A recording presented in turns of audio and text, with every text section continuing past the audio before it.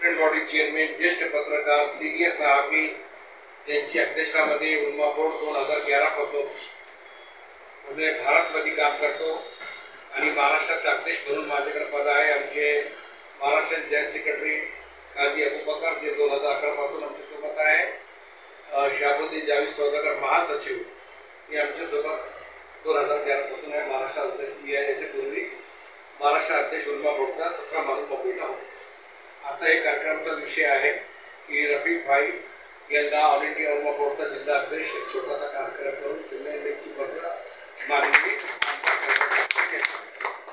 आणि राहिला प्रश्न पुढे तो आम्ही इंडिया आघाडीसोबत 2023 ला अशी वेळ आली होती की त्यावेळी काँग्रेसला एकच सीट मिळली होती, ते भी चंद्रपूर।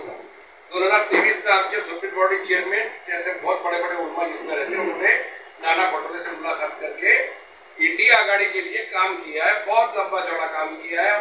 तकरीबन 7,500-8 हजार उलमा थे और कई हजार वर्कर थे और इसमें खुद की अंतर्ना खर्चा करके काम किया। कल्याण गाड़ी जी ने मुझे यहाँ कहा था, जब मैं यहाँ गाड़ी लेकर आया था, एक होटल में उनकी प्रोग्राम थी, शेतकरी संगठन ने उनको पाठ्यक्रम दिया था, बहुत बड़ी पार्टी चल रही थी। उस समय 5 मिनट मुलाकात किया, त्यांनी मला सांगितलं साहेब मी कमीत कमी गाडीमध्ये पेट्रोल टाका, तुम्हाला चिठ्ठी देतो, गोरंट्याल साहेबांना भेटा। नाही साहेब आता लहान गोष्टी है, त्यासाठी एवढा चिठ्ठी नहीं थी मला। तो मैं आपसे एक बात कहता हूँ कि मैं एक पत्रकार भी होने के नाते हमारी जानने में बहुत नजर है। गोरंट्याल साहब का जो काम है महाराष्ट्रामध्ये प्रत्येक आमदार निवडून येतात, लेकिन ते विभागामध्ये विकास करणारे माननीय गोरंट्याल साहेबांनी एक इमानदारीने काम केलेलं आहे आणि हे शब्द आम्ही नाना पटोलेला भी सांगितलेला आहे आणि एकदा भेट झाली त्याची चर्चा सुद्धा झालेली आमची। तो येणाऱ्या दिवसामध्ये विधानसभाचे निवडणूक 5 सप्टेंबर ऑक्टोबर सुरू होत आहे। त्यासाठी माननीय आमदार साहेब उल्मा बोर्ड एक मजबूत संघटन आहे, त्याचे हजारो कार्यकर्ता प्रत्येक जिल्ह्यामध्ये आहे।